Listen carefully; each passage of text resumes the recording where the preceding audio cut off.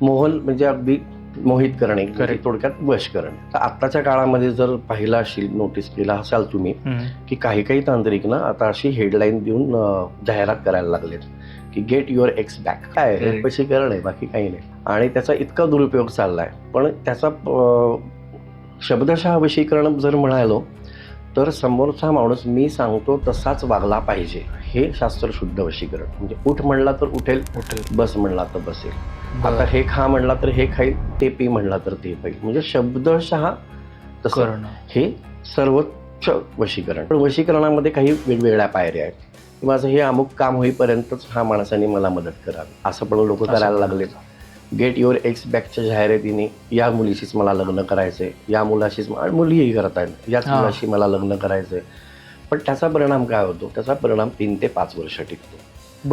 आणि अशा पद्धतीने झालेले विवाह सगळे तुटलेलेच बघायला मिळतात. कारण नंतर त्यांच्यात लक्षात आपलं काहीच जुळत नाही. करेक्ट. ते चांगल्या मार्गाने झालेलं नाहीये. बरोबर. तर हे वशीकरण.